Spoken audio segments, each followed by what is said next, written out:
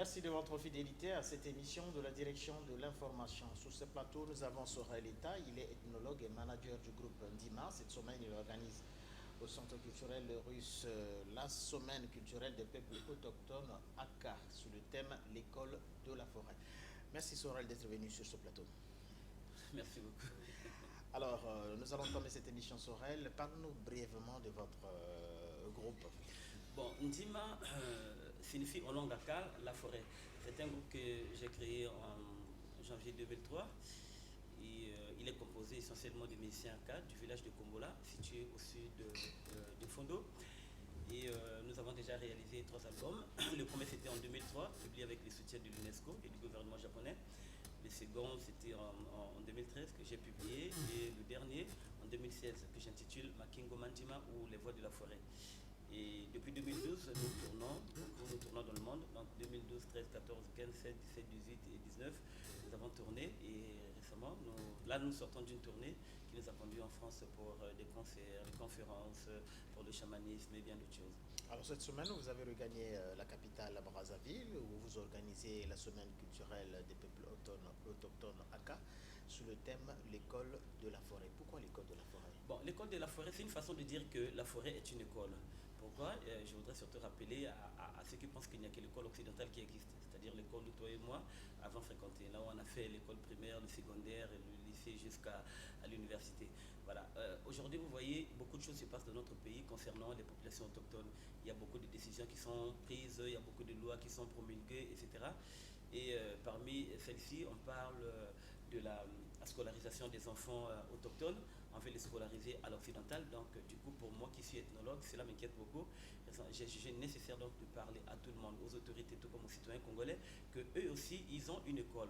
Parce que certaines personnes pensent que les AKA n'éduquent pas leurs enfants. Ils n'ont pas d'éducation. J'ai dit non, c'est faux. Ils éduquent leurs enfants selon leur culture. Et il y en a d'autres qui pensent qu'ils ne sont pas instruits. Je dis c'est faux. Ils instruisent leurs enfants selon leur culture.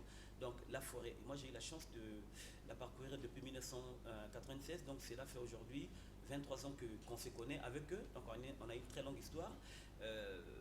J'ai appris à connaître bien de choses grâce à eux. Je n'étais pas ethnologue autrefois dans le temps. Je le suis devenu, je peux dire grâce à eux, parce qu'ils m'ont formé.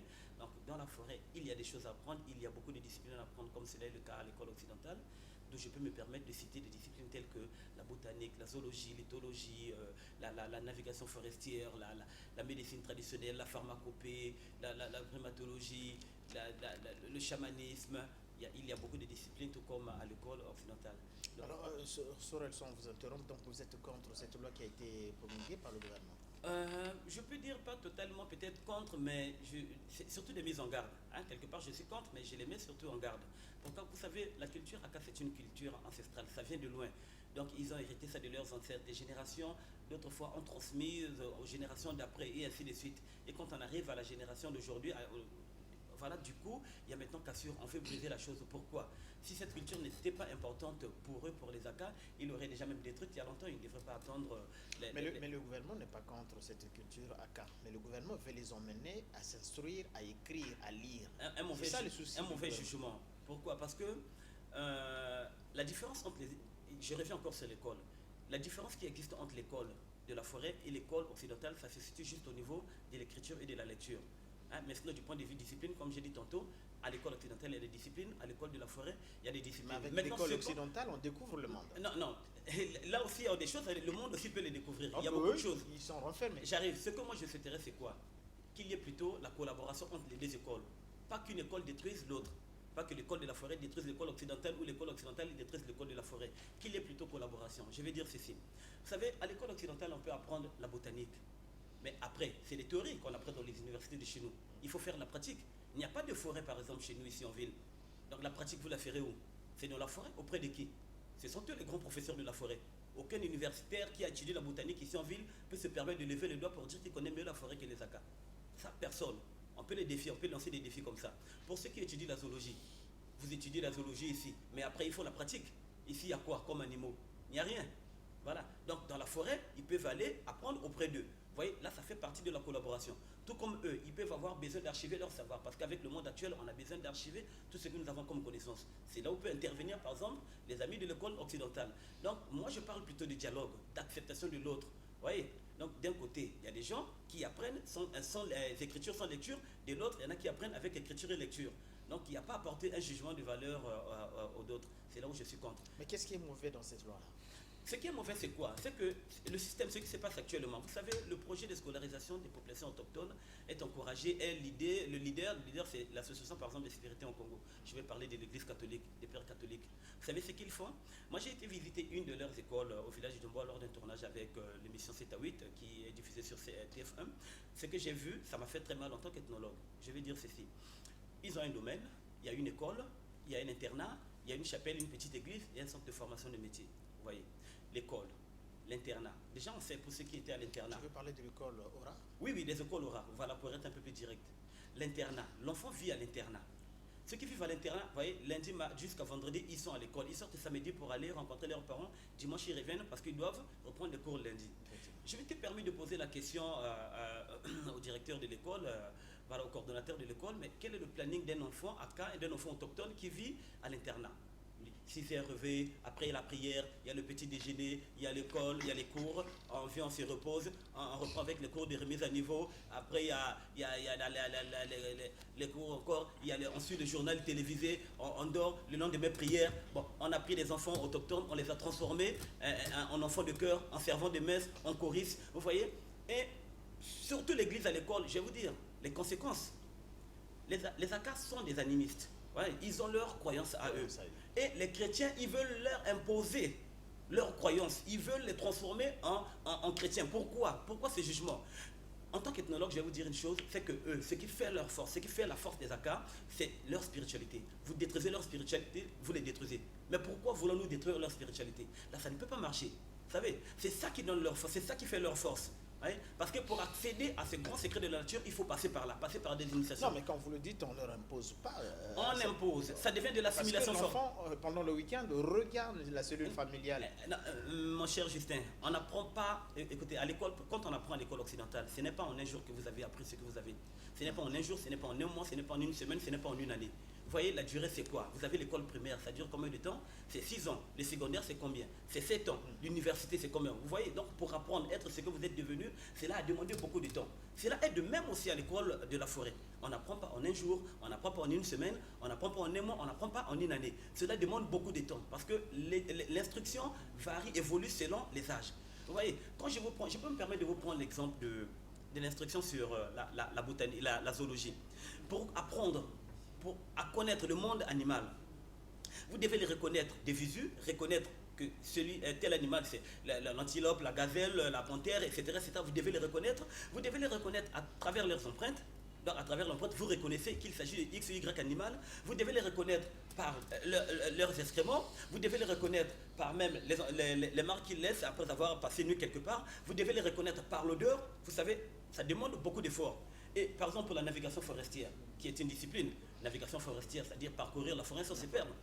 Mais ça demande beaucoup, beaucoup d'efforts parce que vous devez non seulement apprendre à tracer votre route, mais surtout à connaître les essences. Monsieur Sorel, vous n'avez pas été avec ce peuple-là pendant votre jeune âge.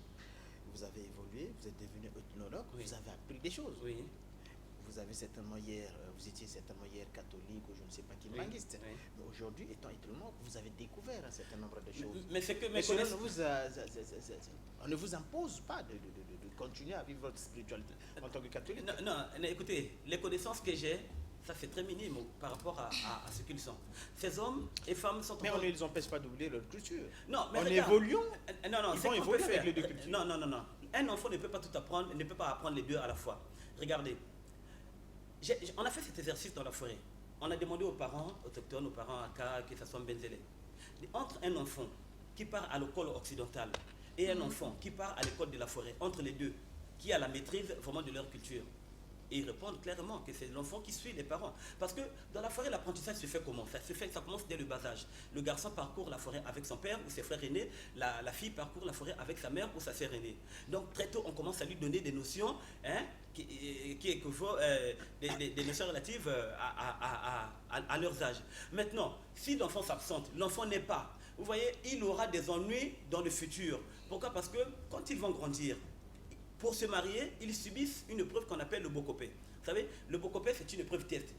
avant de se marier. C'est une épreuve qui consiste à ce que le futur beau-fils aille habiter chez la future belle famille pendant une période donnée. Et pendant cette période, il doit prouver de quoi il est capable, s'occuper de sa femme devant ses beaux-parents, s'occuper aussi de ses beaux-parents. Donc quand tu n'as pas été bien formé dès ton enfance, il est difficile pour toi de réussir à cette épreuve qu'on appelle le beau copain. Donc du coup, on envoie les enfants à l'école occidentale, ils ne vont pas apprendre, ce qui veut dire qu'ils seront inaptes, ils ne seront pas aptes à franchir cette épreuve-là. Donc du coup, avec l'école occidentale, on est déjà sûr, rassuré que l'on va détruire un élément de leur organisation sociale, à savoir le mariage. Donc ça veut dire qu'ils ne vont plus se marier comme cela fut le cas autrefois, à travers à travers comment ça s'appelle, l'épreuve de beau copain, ils seront comme nous. C'est-à-dire, même si tu n'as rien, tu as des parents qui ont des moyens, bon, ils peuvent t'aider à épouser une femme, ou bien les gens vont faire des cotisations pour toi. Et ça, c'est très mauvais. Parce qu'eux, ils préparent leurs enfants à l'indépendance. Ils préparent leurs enfants à affronter la vie. Donc, en leur apprenant beaucoup de choses. Parce qu'un enfant à cas, il doit savoir connaître la forêt, savoir grimper les arbres, savoir chasser. Par exemple, dans le domaine de la chasse, il y a plusieurs techniques. La chasse au grand filet, au petit filet, à l'arbalète. Ah oui, mais cet enfant a quelques jours quand même dans le milieu familial. Non, mais on n'apprend pas en un dans le jour. monde, les 2 jours, donc le samedi et le dimanche, il regarde la cellule familiale. Toi, tu peux et on continue à lui apprendre. Tu as appris à devenir cela en 2 jours. Tu avais des cours 2 jours dans la semaine. Mais écoutez, Sorel, mais nous avons cette culture européenne, mais n'empêche qu'à un certain moment, qu'on reste dans la tradition. Non, ça ne marche. Écoutez, il y a une chose que vous ignorez, que vous ne faites pas, il y a un effort que vous ne voulez pas faire, surtout vous qui êtes ici en ville. Vous ne cherchez pas d'abord à connaître qui sont ces peuples. Ils n'ont pas fait cette demande-là, de vouloir les scolariser à l'occidental. C'est une décision qui est prise du côté de la ville. Voilà pourquoi moi, quand je parle souvent des menaces qui pèsent sur cette culture, les menaces d'insertion, je parle de l'ethnocentrisme. On est par ethnocentrisme, le jugement de valeur. Nous les jugeons selon notre culture. Nous pensons qu'ils sont malheureux là où ils sont, alors cela n'est pas le cas. Vous voyez, on les juge selon notre culture. Lorsque nous partons là-bas, c'est avec tous les préjugés du monde. Moi aussi, j'ai vécu ça, hein, quand j'ai quitté la forêt pour aller, quand j'ai quitté la ville pour aller chez eux, j'avais tous ces préjugés. Je pensais que non, il fallait les sortir de là, il fallait. Mais non, ils sont heureux là où ils sont. S'il y a un Congolais qui les emmène souvent en Europe, c'est moi. Vous voyez. Alors, Sorel, ces dernières décennies, avec l'expansion des zones protégées, c'est un peuple qui est menacé aujourd'hui dans son milieu naturel. Oui. Parce qu'il y a l'expansion des zones protégées. Ça veut dire qu'il y a la menace. Non, au-delà de ça, il y a plusieurs menaces. Hein. Quand on parle des menaces d'extinction de la culture, par exemple, ACA, pour le cas des peuples avec lesquels je côtoie, il y a plusieurs menaces. On a les problèmes de déforestation, hein, ce que tu as mentionné, par exemple, déforestation orchestrée par les sociétés d'exploitation forestière, déforestation orchestrée par les fermiers.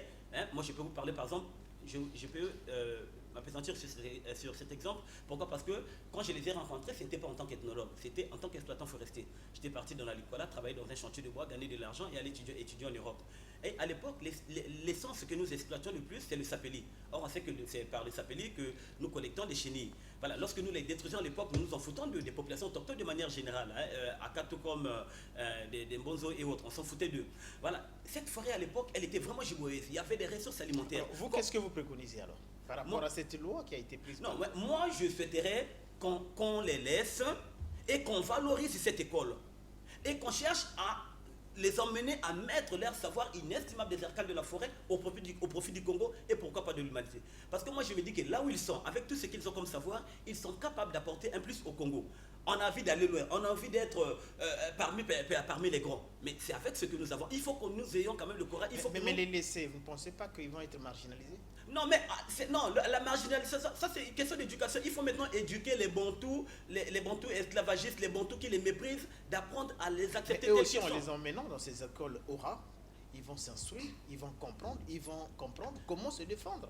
Non, il faut, regarde, la chose la plus simple, moi je parle souvent dans mes objectifs du dialogue de culture. C'est quoi le dialogue de culture? C'est l'acceptation de l'autre dans la différence. On doit apprendre à les accepter tels qu'ils sont. Ils sont fiers de là où ils sont. Ils reviennent de l'Europe. Déjà, vous savez, l'Europe, c'est un sujet de prière pour beaucoup de Congolais ici. L'Europe, c'est le rêve de beaucoup de Congolais. Combien de familles, combien de gens ont vendu des parcelles pour chercher à partir en Europe? Et ils partent en Europe à tout moment. J'ai organisé des tournées de 2 mois, ils en avaient marre. Nous sommes allés jusqu'en Amérique, en Asie, mais ils avaient toujours envie de rentrer chez eux. Vous voyez, ils s'en foutent de l'Europe.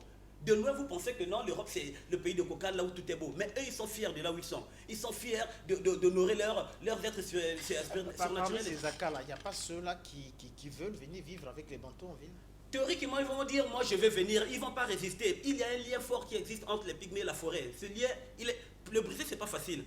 tels qu'ils sont, c'est des gens qui sont initiés, ils ont des contacts, tu ne peux pas imaginer, avec les êtres Parce qu'ils surnaturels. découvrent, en étant en ville, ils découvrent un certain nombre de choses. Les faire répartir dans la forêt, c'est comme si...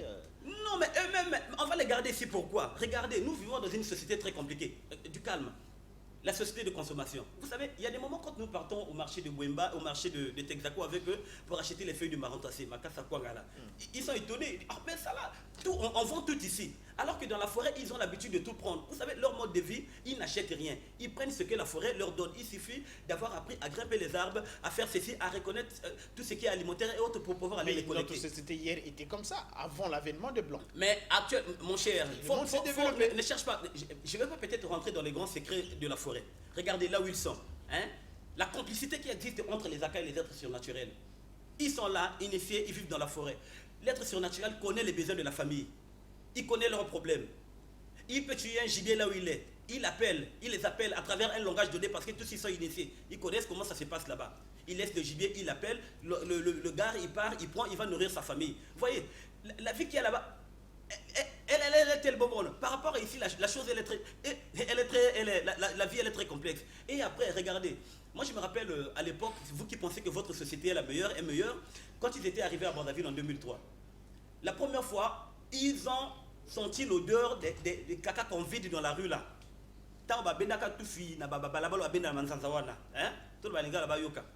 Mais tout le monde avait fui. Parce que c'était pour la première fois. Mais vous parlez parce que vous n'avez pas encore vécu dans la forêt. Vous pensez que chez vous c'est meilleur. Mais venez là-bas, vous allez voir. Alors, Sorel, on va faire une pause. Oui. Le temps de se faire une idée de cette semaine culturelle des peuples autochtones que vous organisez à l'ambassade de la Russie. Des plantes traditionnelles pour traiter tout type de peau et de maladies. Les danses Ndingi, Mobe, Enyomon, Limandon, Linzanza, Mangwasele, la musique de l'arc, les tambours d'eau Mongwende, la plante Mondo pour identifier un sorcier, les lianes à eau pour la cuisine et se laver la face, le couteau Coca-Coca qui sert à couper le cordon ombilical, puis la natte en corse battue pour enterrer les morts. La liste n'est pas exhaustive. C'est une partie de la vie des peuples autochtones dans la forêt qui est ici représentée à travers cette exposition sur le patrimoine matériel et photographie des Akas. Le but de cette exposition est de promouvoir et sauvegarder la culture Aka menacée de disparition. Une culture pourtant riche, mais très peu connue du public. Cette exposition est en quelque sorte un lien de rapprochement des peuples. Vous savez que les populations autochtones de notre pays entretiennent des rapports très difficiles avec leurs voisins qu'on appelle les Bantous. Les autochtones sont méprisés, rejetés, traités des sous-hommes. Vous savez, il y a même des gens qui vont loin, qui bouchent leurs narines quand ils passent en disant qu'ils sentent une mauvaise odeur, etc. Et les gens, ils rejettent leur culture. Ils ne connaissent pas celle-ci, mais ils la rejettent. Donc, à travers la promotion du dialogue de culture, donc, nous voulons exhorter les voisins Montou et d'autres peuples à apprendre à les accepter tels qu'ils sont. La semaine culturelle des peuples autochtones Aka, qui a ouvert ses portes ce mardi au Centre culturel russe, se tient sur le thème « L'école de la forêt ». L'exposition est à sa 3e édition. Elle est ouverte à tout public. Alors Sorel, je rappelle que vous êtes ethnologue et manager du groupe DIMA. Je viens de suivre dans ce reportage de Armand Sonza que cette culture, leur culture, est menacée de disparition. Pourquoi? Parce qu'il y a des menaces qui sont visibles. J'ai parlé tantôt de la déforestation, qui est une menace. Il y a la culturation, parce qu'ils sont maintenant très acculturés, hein, contact avec le modernisme et autres, faire ce qu'ils puissent perdre de ce qu'ils conservaient autrefois. Il y a l'ethnocentrisme, le jugement des valeurs, parce que les voisins bantous majoritaires veulent voir les autochtones vivre à leur image, et ça c'est très dangereux. Vous voyez, je discutais un jour avec mes musiciens qui sont aussi pour moi des professeurs, ils me disaient quand ils veulent construire, quand il y a eu certains Zaka qui ont voulu construire des huttes traditionnelles dans les villages où aux habitants. Mais les Bantous n'ont pas voulu voir ça. Ils disent dégagez avec ça ici. On ne veut pas voir ces genres de cases chez nous ici. Si vous voulez habiter dans les bonnes cases, hein, vous construisez les cases en terre, etc., etc. Vous voyez, donc il y a l'ethnocentrisme. Nous voulons qu'ils vivent à notre image. Nous pensons que notre façon de nous est meilleure à la leur. Donc ça c'est faux. Il n'y a pas une culture qui est supérieure à une autre. Toutes les cultures sont égales. Donc nous devons apprendre à accepter l'autre tel qu'il est. Voilà. Et il y a l'histoire de scolarisation. C'est ça qui est vraiment très très dangereux. Je vous rappelle que construire une maison, c'est difficile, demande beaucoup de temps. Mais la détruire, c'est en un jour. Cette culture, ils l'ont sauvegardée depuis des temps anciens. En une année, il suffit de mettre les moyens, tels que le gouvernement a pris cette décision. Ils vont mettre les moyens, leurs partenaires, UNICEF, Banque mondiale, je ne sais pas, tous ceux que vous connaissez, quand ils vont mettre les moyens, ils vont détruire ça. Peut-être vous ne le constatez pas, du fait que vous êtes ici en ville. Mais moi qui les côtoie depuis 2 décennies, je vois des choses. Vous savez, sur le plan musical, quand ils ne chantent pas de la même manière que nous, ils font ce qu'on appelle en musicologie la polyphonie contrapuntique. Ils chantent en contrepoint. Ils font usage du yodel. Quand il fait, je vais demander, diyenge, les maka diyenge, ka diyenge.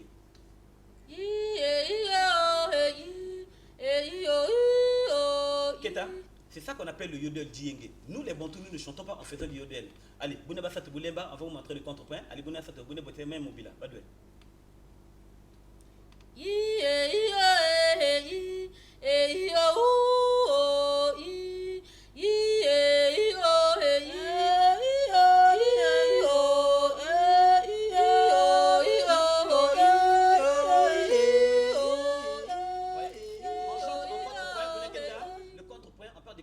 Les mélodies sont rythmiquement différentes. Ce procédé de composition a été utilisé par les grands compositeurs et la référence est Jean-Sébastien Bach. Les grands musiciens, les grands compositeurs rêvent de chanter avec eux, rêvent de chanter en faisant usage de ce procédé de composition. Donc ça veut dire que musicalement, ils font des choses complexes. Mais nous qui vivons avec eux, nous ne les connaissons pas. Pourquoi? Parce que nous, dans notre société, nous évoluons dans ce que moi j'appelle de l'analphabétisme musical. Ça veut dire qu'à leur niveau, ils ne peuvent pas développer cette culture-là dans le milieu bantou. Mais c'est ce que... les laisser dans leur... Non, mais c'est ce que nous sommes en train de faire. C'est tout ça l'intérêt des tournées. Quand on part en tournée, c'est pour aller montrer. Parce que beaucoup de gens, même dans le monde, ne savent pas qu'eux, ils chantent en faisant du yodel, ils chantent en contemporain, ils ne le savent pas. Ils le découvrent. Même moi, quand je pratiquais cette musique avec eux, je ne comprenais pas ça. Pourquoi? Parce que j'ai dit que nous, dans notre société, nous, on n'étudie pas vraiment la musique. Vous voyez, quand on regarde notre société, généralement, ceux qui font la musique, ils sortent souvent des églises, des chorales. Mais lesquels étudient la théorie musicale ici? C'est peut-être les kimbanguistes qui apprennent la théorie musicale, un peu les salutistes qui apprennent la théorie musicale. Mais les catholiques, ils ne font pas les protestants, ils ne font pas les assemblées. Là-bas, c'est encore la merde. On fait pas, on vient seulement chanter, c'est tout. Nous ne comprenons pas ce que nous faisons. Moi, pour comprendre ça, j'ai quitté le Congo. J'ai bénéficié d'une bourse de l'ambassade de France. Je suis parti au CNRS, Centre national de la recherche scientifique. J'ai travaillé pendant 1 mois sous la direction du professeur Simra Rome, qui est la référence mondiale en matière de musique pygmée. Le professeur Simra, avec ses disciples, m'ont appris pendant 1 mois comment analyser cette musique. Ils m'ont ouvert les yeux, ils m'ont ouvert les yeux, ils m'ont ouvert les oreilles. Quand je suis reparti dans la forêt, je commençais maintenant à comprendre comment fonctionne cette musique. Ouais. Et de là, j'ai initié une masterclass, un atelier de chant polyphonique AK. Et nous sommes répartis en Europe, enseigner ça maintenant. Donc pendant les concerts, après les concerts, on anime des ateliers. Et les gens apprennent. Et il y en a nombreux qui veulent venir au Congo pour apprendre cette musique. J'arrive, nombreux veulent chanter avec eux. Maintenant, je me dis ceci, leur apport pour le développement du Congo, sur le plan musical, parce que la musique aussi peut contribuer. Effectivement. Imaginez que nous créons un jour un conservatoire de musique, puisqu'en Europe ça existe. Conservatoire de musique pygmée ou de musique autochtone, comme vous voulez l'appeler. On enseigne ça. Condition d'enseignement, l'apprentissage de la langue.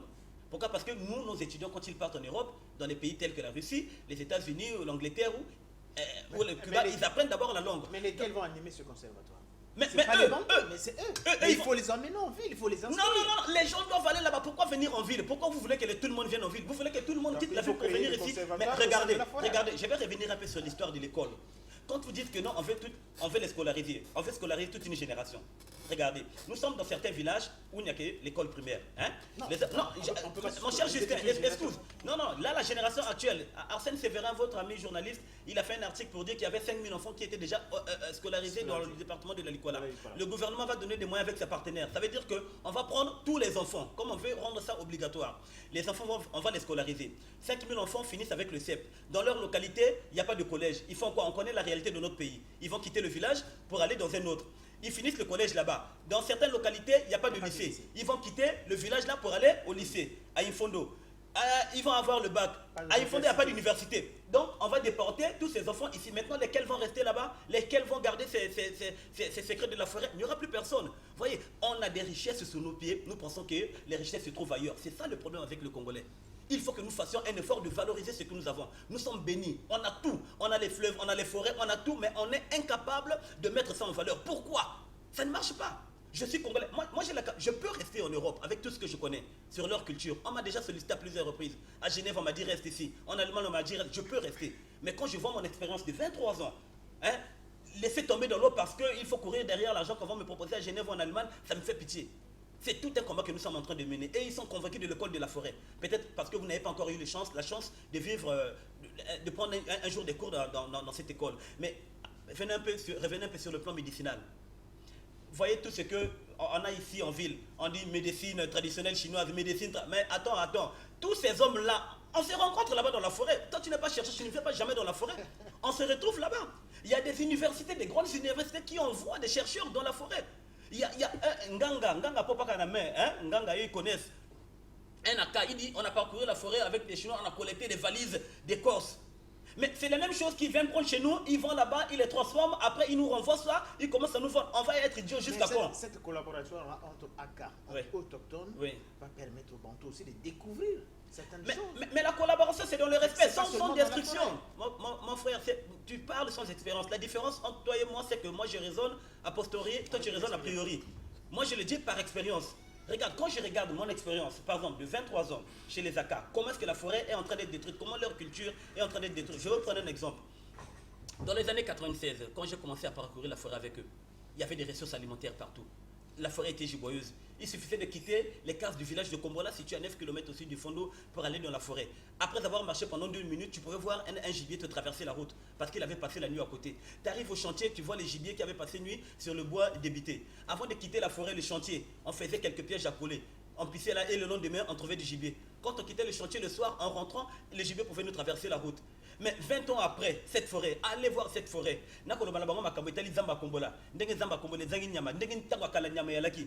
Mais les chasseurs, eux sont des chasseurs. Ils passent 24 heures, 48 heures, 72 heures, 1 heure. Ils vivent de la chasse et de la cueillette. Mais il n'y a plus rien. Les chenilles, moi j'étais exploitant forestier avant de devenir défenseur de la culture Aka. On a tout détruit. Maintenant, après, qu'est-ce qui se passe? Les parents sont obligés de revoir leur position. La forêt n'étant plus giboyeuse, n'ayant plus de ressources alimentaires, ils sont obligés de se sédentariser. Alors que traditionnellement, nous savons que les Aka, les autochtones, sont des nomades. Donc ils ne peuvent plus être nomades, aller de gauche à droite parce qu'il n'y a plus rien. Vous voyez? Donc ils sont sédentaires, ils sont obligés de chercher des petits boulots auprès des Bantous, faire le portage, travailler dans les plantations des gens. Mais dans leur culture, on sait tous que les enfants apprennent en parcourant la forêt avec leurs parents. Comme j'ai dit tantôt, les garçons avec leur papa, les filles avec leur maman. Mais comme papa ne va plus en forêt, l'enfant aussi ne va plus en forêt. Comme papa se retrouve dans les plantations des Bantous, l'enfant fait quoi? Il reste à côté de papa. Donc, les rituels qu'on utilisait, on faisait usage autrefois pour la chasse, tels que Mobé, on ne pratique plus ça. Moi, je vis avec eux, 23 ans aujourd'hui. Mais est-ce que on dit ma Kombola, Mobé, pourquoi on va Mobé? Donc, papa n'a jamais. Les rituels n'existent pas. Donc tout ça, ça n'existe pas, ça a disparu. Donc vous êtes contre la création de ces écoles orales? Je suis contre cette histoire. Si nous voulons, je suis contre. Moi, je suis pour la collaboration. Parce que je me dis que l'école occidentale ne rejette pas l'école de la forêt. Que l'école de la forêt aussi ne rejette pas l'école occidentale. Je parle de la collaboration. Maintenant, on ne force pas les gens. Celui qui veut aller, s'il y a un enfant autochtone qui va aller étudier à l'école occidentale, il n'a qu'à le faire. Il faut respecter la liberté des gens. Mais ce qui se passe actuellement, c'est quoi? C'est qu'on les force. Ça devient de l'assimilation forcée. On n'a pas le droit de les forcer. Souvenons-nous plutôt. On disait que non, le président Marengobi voulait sortir les pygmées de la forêt. Imaginez-vous, il est mort en 1977. S'il avait réussi ça, aujourd'hui on ne parlerait plus de pygmées. Regardons-nous nous-mêmes. Moi je dis, partout où je passe dans les médias, je suis originaire des plateaux. Gangoulou du côté paternel. Le côté maternel, il y a le Teke, Babouma. Mais que sais-je de ma culture? Je ne connais plus rien de la culture de Gangoulou, de la culture de Babouma. Plus rien. Je suis Gangoulou de nom. Ma langue maternelle, je ne connais pas. Est-ce que c'est la facturation ou bien il y a Mais c'est tout ça les conséquences. C'est tout ça la culturation. Donc vous voulez qu'ils deviennent comme ça, vous voulez qu'ils perdent. Vous ne les connaissez pas, nous ne les connaissons pas. Nous voulons les détruire sans les avoir connus. Moi j'ai dit à vos amis journalistes que eux par exemple avec leurs connaissances ils peuvent apporter beaucoup de choses. Parmi ces choses, j'ai parlé sur le plan militaire, ils peuvent contribuer à rendre notre armée forte dans le combat des forêts. Vous pouvez les mettre là, vous les balancer dans la forêt, vous demandez aux militaires, n'importe quel bâton de les poursuivre dans la forêt, ils ne vont pas les rattraper. C'est des gens qui sont imbus de connaissances. Et ces grands secrets, on ne peut pas se permettre de les dire ici. Moi, je ne les connais pas, mais eux, ils les connaissent parce qu'ils sont dans les grandes sociétés initiatiques, dans leurs sociétés initiatiques. Et on connaît tous les principes des sociétés initiatiques. On ne parle pas, on ne livre pas les secrets comme ça, sinon ça peut vous coûter cher. Vous voyez? Donc, cherchons d'abord à les connaître avant de détruire ça. Maintenant, si nous voulons, on les laisse, parce qu'on les laisse suivre d'abord les cours à l'école de la forêt à un âge donné. Parce que quand un enfant a appris de 1 à 15 ans, vous apportez quelque chose d'extérieur, il est difficile pour lui d'oublier ce qu'il avait appris. Or, si vous commencez par l'école occidentale, après vous le poussez à l'école de la forêt, il ne pourra pas. Parce que ce n'est pas à un âge avancé qu'on apprend à grimper la forêt.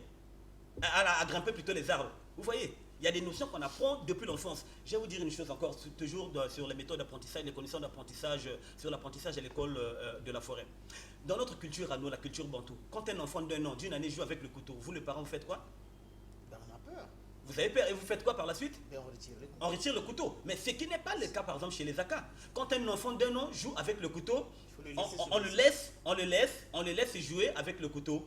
On le laisse et l'enfant se rapproche d'un arbuste de sa taille, il vient, il commence à l'abattre. Et le parent dit, on ne fait pas comme ça, on fait comme ceci. Na balolabino boyoka boyoka na lobi na papa et pas ya biso batamboka et pas batamboka. Moi na mokeso ko saka na mbeli basala kanini. Bakeno botela, hein?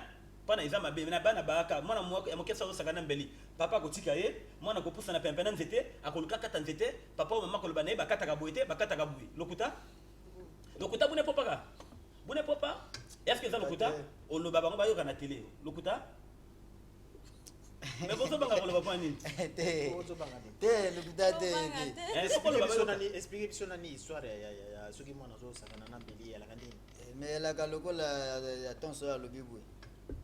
Donc il y a les ndengana. Ce qui est mon awa ya mama kola na quoi. Le temps banoko simba mbeli zana mbeli zana soka. Le temps comme la pana kokata mana banzete la kaloko na kata ya nganda ya zama mike wana pana ko banda ko yekola kokata nzete nyonso ya mwana. Mais yo soko papa mwana wana bomote tena bomote ngamoko na lakse teme na lakse simba mais wana yo soko na kata ndako ndete na kata ndako tena kata zamba bo na kata zamba ya kasuna ndako te ba nana bino ba ninu wana côté bolala ka batika mona sala omoni le la culture et la musique hein. Quand on joue, par exemple, nous les Bantous, quand on joue le tambour, à la fin on fait quoi? On va garder dans la maison. Mais bango tang babé tambonda, batika, na lopango kaka na dindo, hein, dans la cour. Donc moi na aïe a comme koyokela. Parce que là-bas l'apprentissage se fait par l'observation, c'est-à-dire l'écoute, on imite, on regarde, on imite. C'est comme ça que ça s'appelle. C'est la même chose aussi pour les Bantous. Mais c'est la même chose aussi, je dis, oui. Maintenant, si vous les prenez, vous les menez comme vous voulez. À l'école du Blanc, ils n'auront plus le temps de voir ses parents puisqu'ils ne vont plus parcourir la forêt avec eux. Je pense que vous me comprenez. Vous les prenez, vous les laissez à l'école, tels que ceux qui sont à l'internat. Une semaine à l'internat, multiplié par les 9 mois, 2 semaines de vacances. Mais à quel moment ces enfants vont voir les parents travailler? Plus assez de temps. Quel est le message particulier que vous pouvez dire à ceux qui nous écoutent en ce moment? Que nous soyons prudents, que nous soyons sages. Pas la peine de se précipiter à appliquer certaines lois, etc. Parce qu'on connaît le problème du Congolais. C'est quoi? Le Congolais veut que le monde entier sache, oui, le Congo est le premier pays à avoir promulgué la loi protégeant les autochtones. Le Congo est le premier pays à avoir appliqué la loi. Le Congo est le premier pays. Non, il n'y a pas, faut pas aller vaille. Soyons calmes, sereins. Hein? Étudions d'abord la chose. Quand il y a eu l'élaboration de ces lois et autres, il y a eu beaucoup de gens qui se sont substitués en anthropologue, en ethnologue. Ils partent sur le net, ils regardent ce que les autres ont écrit. C'est ce que je disais. Oui. S'il y avait un ACA, s'il y avait un autochtone qui était instruit, je pense qu'il devait bien défendre. Le problème c'est quoi? On ne fait pas confiance. Parce qu'ils ne sont pas instruits. Mon cher Justin, mon cher Justin. Mon cher Justin. Un autochtone qui était instruit. Non, il y en a qui sont instruits ici. Ils ont quitté la forêt, ils ne connaissent rien. Vous voulez qu'on fasse une petite compétition? Appelez-moi les autochtones qui sont ici à Brazzaville. Moi, je garde mes musiciens là. Nalobi na bamba benga bambenga na bango ba na Brazzaville na zoyangai.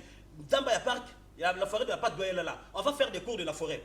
Grimper les arbres, reconnaître les essences, tout ça va combo. Tokomo nana bango baza instruit. Nandenga mendel na bango banen baye bizamba. Si vous voulez, on lance des défis. On est à Brazzaville. Il y a la forêt de l'Orostom qui est là. Il y a la forêt de la Patte d'Oie et de comment ça s'appelle du parc zoologique. Na la bina bango boy. Zamba ya parc kota banyameyali. Bango ba benga bango ba comment na zamba na Brazzaville awa. Ngana zwa kabino to kende. To mona banani baye bizamba. Bambenga ngo balika na plaza. Ba eliawa. Mais pas ni bolakisa biso bango to. Bolakisa tout ça là l'école est venue. Kana tete linto mona nde place na bango ba fanda. Ba mona to sozola, to sozola bien bien. Et actuellement Justin, ce qu'on n'a pas évoqué. Aujourd'hui, bango yo balobaka ngare. Et na bambenga misusu kotambola na zamba bayebi lisusu te. Navigation babenga onine astral, navigation astronomique on l'a pour naviguer selon moyi ayebi kotambola na zamba te. Mingi bazo bunga na zamba. Mingi bango yo to na bango. Et belé bayebi lisusu zamba. Bon le bana bino bolo terminer, peut-être que tu vas donner bino bolo bana bango bamengo bayebi lisusu zamba te. Bon le bana bango ba. Bambenge belé ba musu bayebi zamba te ba musu bayebi zamba. Koto moye ko bima okomona sanse bali.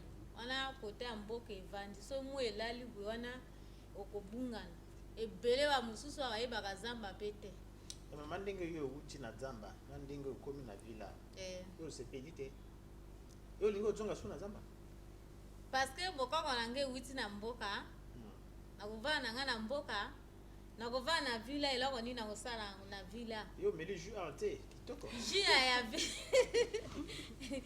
ya ville na meli yango na sepe nango mais il faut ma idée nanga nde na mboka kuna parce que misa nanga na mboka kuna. Nous allons terminer peut-être par une chanson si tu veux. Bon, vous n'allez pas mobile, vous n'allez pas kima.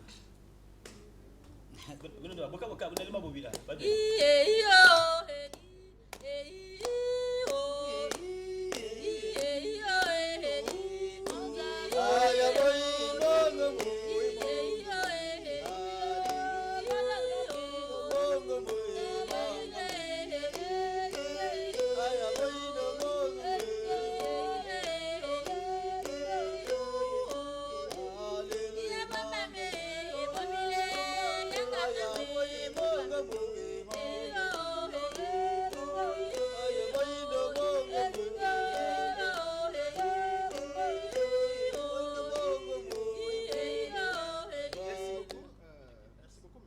D'être venu sur ce plateau. Je rappelle que vous êtes ethnologue, manager du groupe Ndima. Vous étiez sur ce plateau avec certainement les membres de ce groupe. Merci une fois de plus d'être venu sur ce plateau. C'est votre plateau. Tout le temps, vous pouvez passer pour passer l'information. Merci également à vous, téléspectateurs, qui nous avez suivis. On se retrouve le mardi prochain pour un autre numéro du Plus de la Rédaction.